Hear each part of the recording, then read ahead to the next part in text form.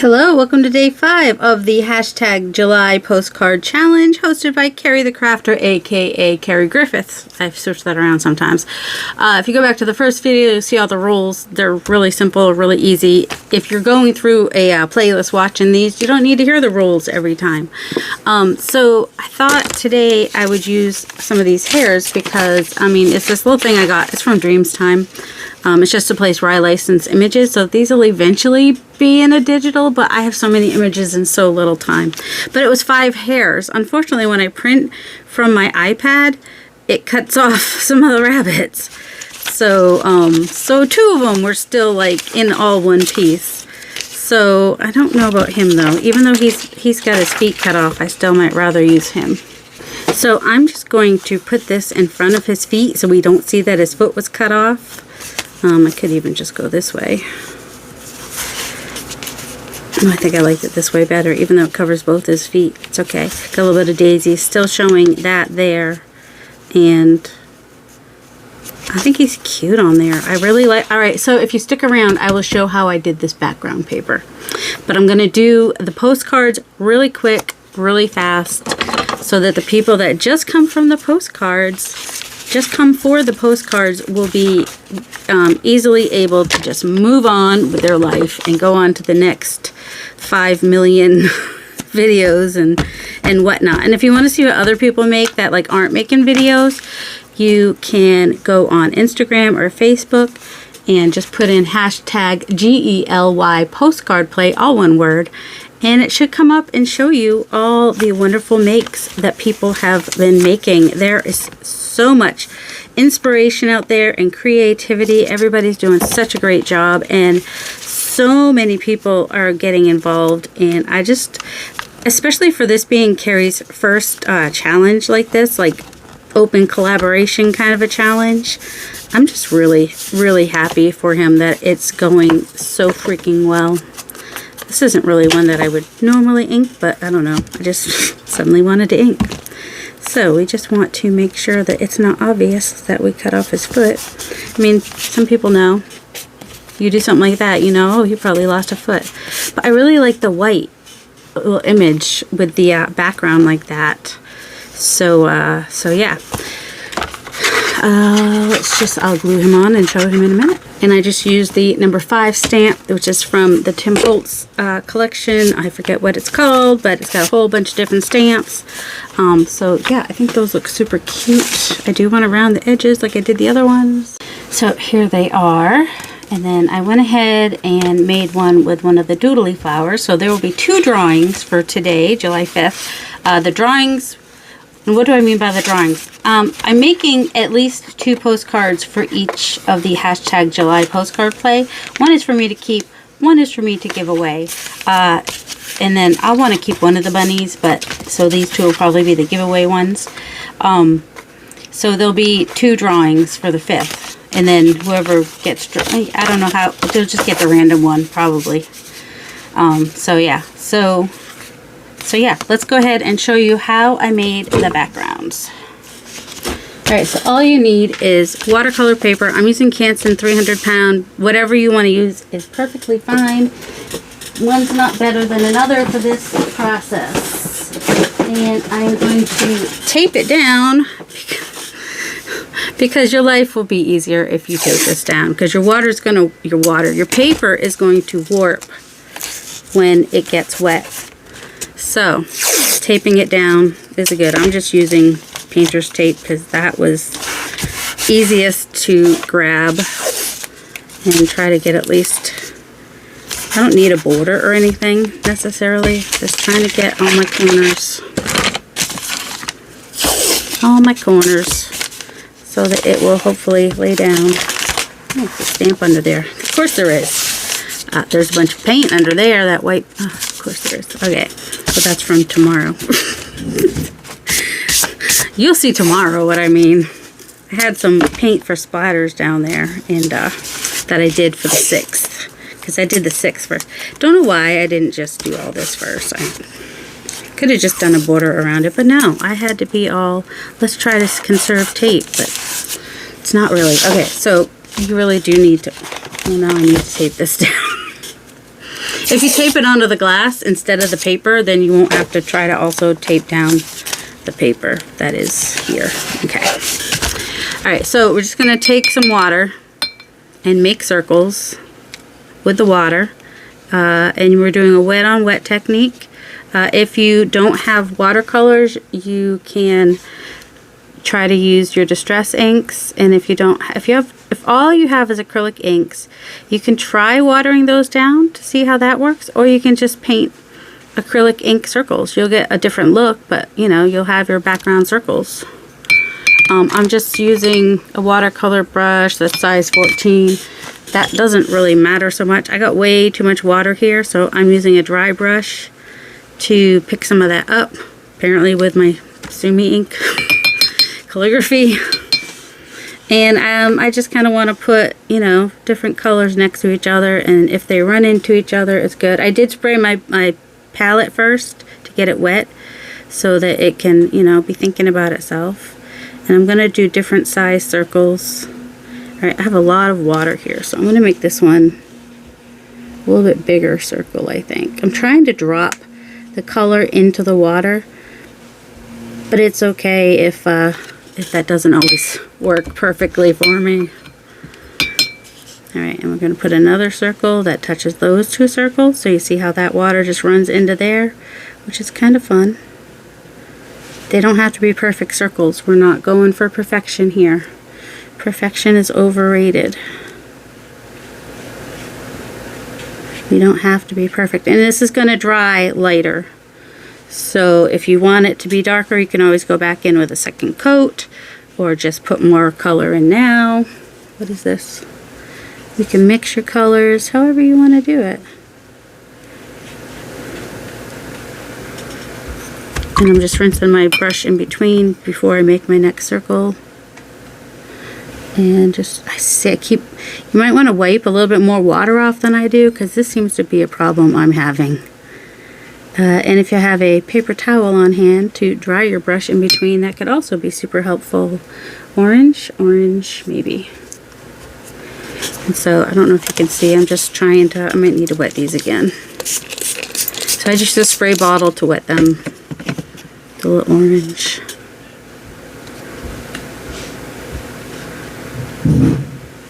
I'm not good at dropping the water in. I don't have the patience for it to move, so I'm just... But you probably get a little bit more interest if you drop the water in. And just making circles. You're just making circles. It's all good in the neighborhood. You can do another orange one over here. And you'll see that when it starts to dry, the colors won't go into each. So if you don't want your colors to bleed into each other, just make your circles not touch, and then let that dry, and then you can add your other circles after that. Alright, get off a bit of water, because we just got too much water happening. That might be a better amount of water. I don't know. This is not something that I'm a professional at by any means. Is there a professional? Oh yeah, there are professional watercolors, but watercolorists. And I don't know. I've seen several people do this. It's definitely something that I bet Andrea Nelson will have done. She does some fun art, and many other people too. Right? Do we want to touch that one? Yes, touch it, touch it. Maybe do a little yellow over here. Maybe a smaller one.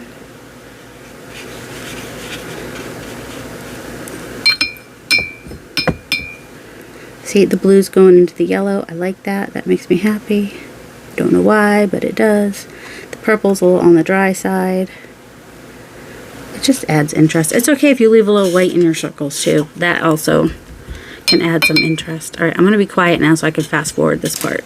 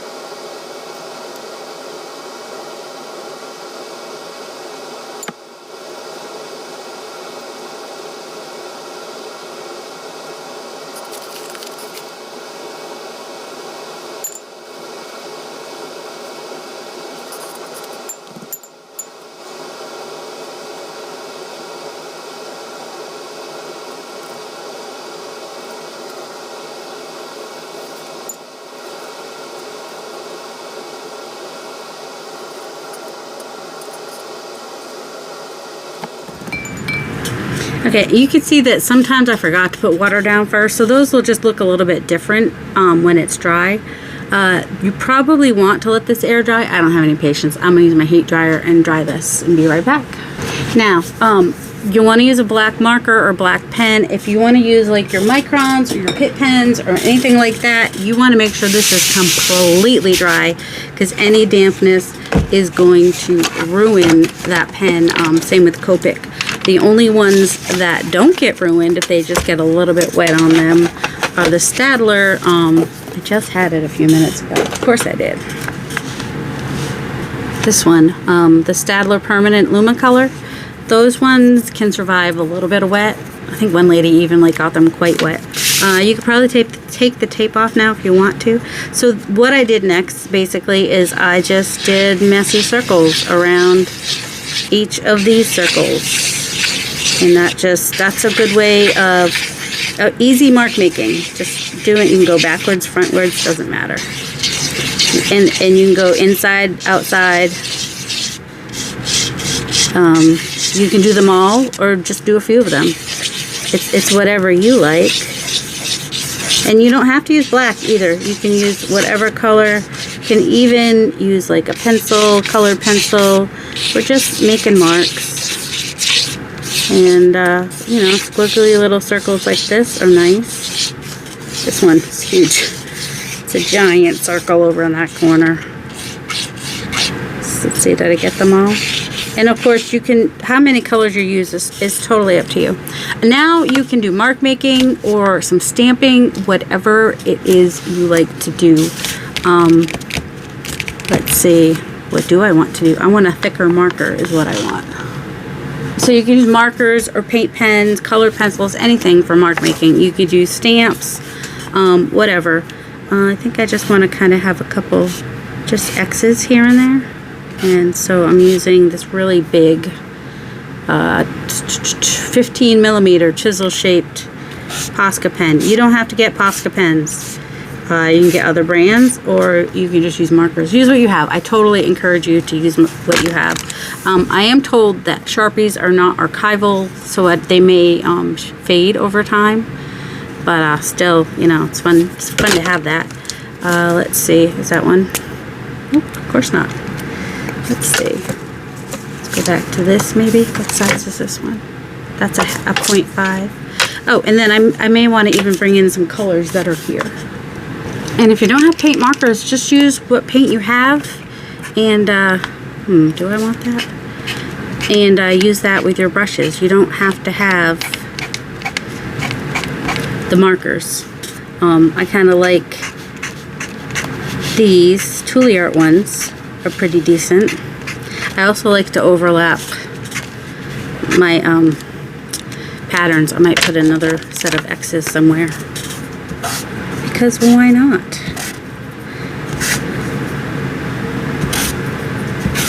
Just going off the page. And the reason I don't do my X's in a line, sometimes I do, sometimes I don't, is because I noticed one time on some graffiti that their X's were like wonky, and they were not the same size or straight across or anything, and it still kind of looked cool. Not that I support graffiti, but you know, that's where we get a lot of our mark making ideas probably. Oh, here we go. All right, this one's kind of pink.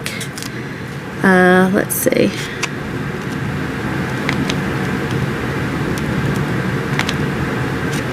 Alright, this one, I got these at least a year ago, and they have basically been sitting here doing nothing. Let's see. I'm going to do some long ovals.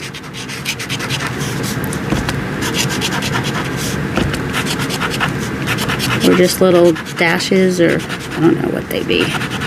Just something in a yellow, because why not? And I'm just kind of doing them near the yellow. Sometimes I will do the same-ish shape. I didn't want them to be exactly like these. That's why I was making them wider. Whoops. We're getting a little bit of the black in it is the problem. And the blue. Because watercolor moves. It does. It just does. You can just do yellow and purple or opposite on the color wheel, so you know, they might be nice. Green and yellow are pretty much next to each other. Hey, we can put yellow everywhere if we want to. Yellow is a nice bright, because these are going to get, this is very wet in this corner, so I don't want to use my markers up there. It's going to get cut up. So, you know, if there's something you want like on all the cards, then you might want to, you know, it should be primed already. Oops, well, let's do that. Oh, now it's not doing it. See how it's splattered over there? No, it's not. Okay. How about some littler circles? We'll try that. Nope, not gonna work. This pen hates me. Too bad, I like that pinky color. What about a little bit of, nope, I don't like that color on here. What about this blue one? It's a nice dark blue, isn't it?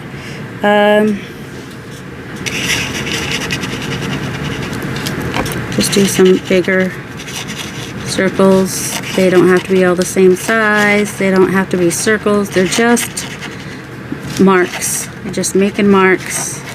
I'm not worrying about it. You'll see when it's all cut up, it's all fine and dandy. I'm just kind of till I'm, oh, I might overlap these yellow ones a little bit. I like when they overlap. I'm gonna go over into that and overlap there too. A little bit. Why not?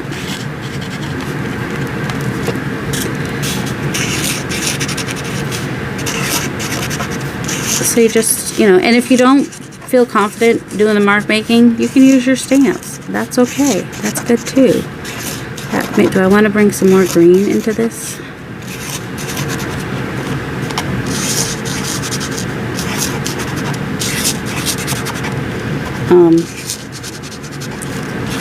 I might go ahead and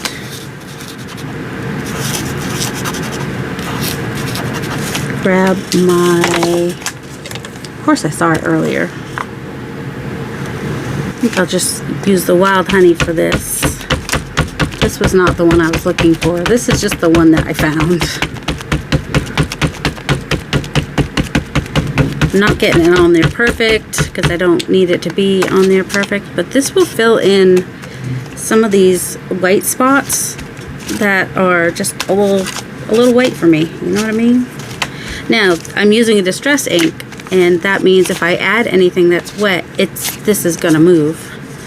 Another thing you could do, like while this was still wet, you could have put like a stencil like this on it, and it would make marks in the paint, which is really cool. Alright, I think we're good.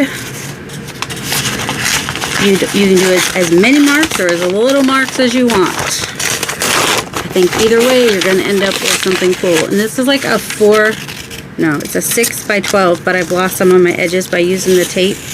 If you don't want to lose your edges, I don't know how you do that. Maybe put it on a gel plate. And then that'll keep it from warping so much, and you keep all your edges. So that's a possibility. But I did not do that. So I'm gonna make some 4 by 6. I'll get at least 3. All right, let me cut off this end.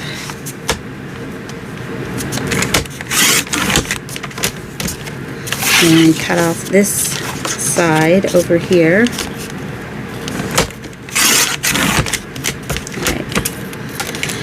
And let's go ahead and cut 6 off of this one side.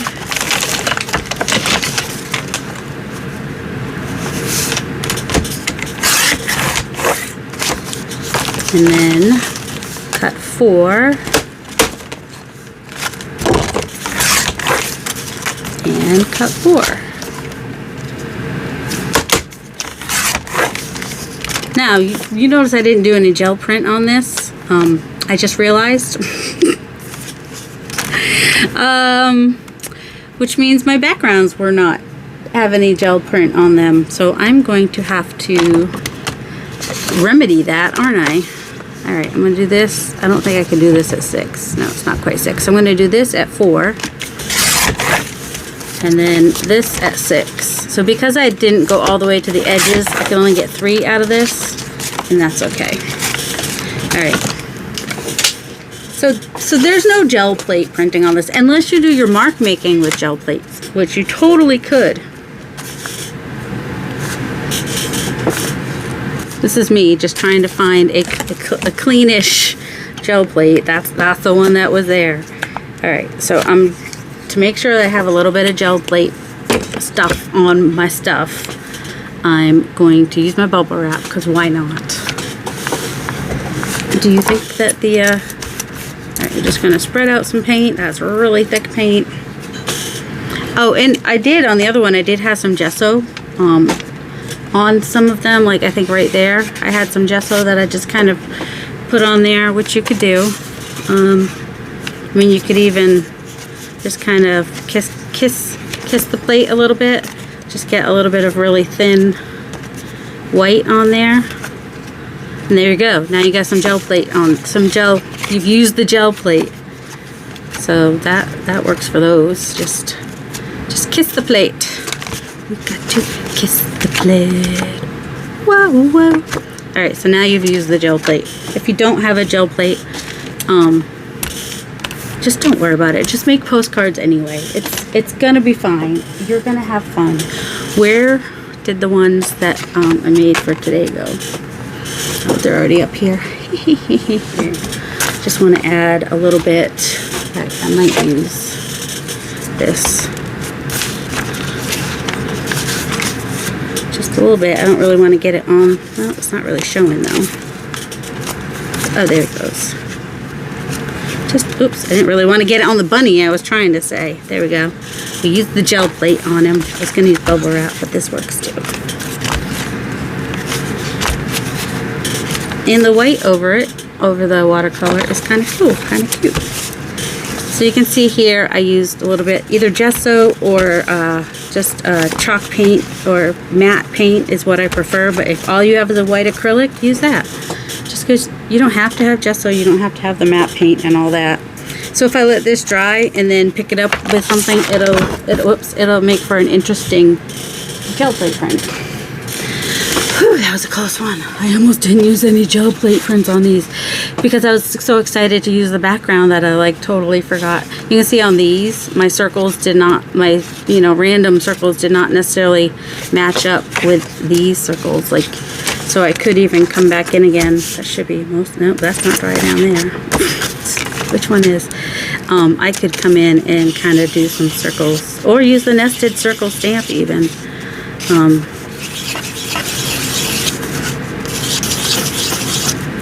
Do whatever you like. However busy you like it in the background or not busy you like it in the background. And so now I've got 3 more bases to use for postcards if I want to. I'm going to stick them in the basket. So I hope you guys, the ones that stayed around, I hope you had fun. If you made these, just tag me on Instagram if you want to share them. I would love to see that. Or if you're in Makers of Mixed Media Art and Artists Facebook group, I am in there, so you can tag me in there. I'm just at Darcy's Mixed Media on Instagram and YouTube, and I'm Darcy Erickson Sanders on Facebook. But once you start putting D-A-R-C-Y, I'll come up. I think I'm the only Darcy in the Makers group.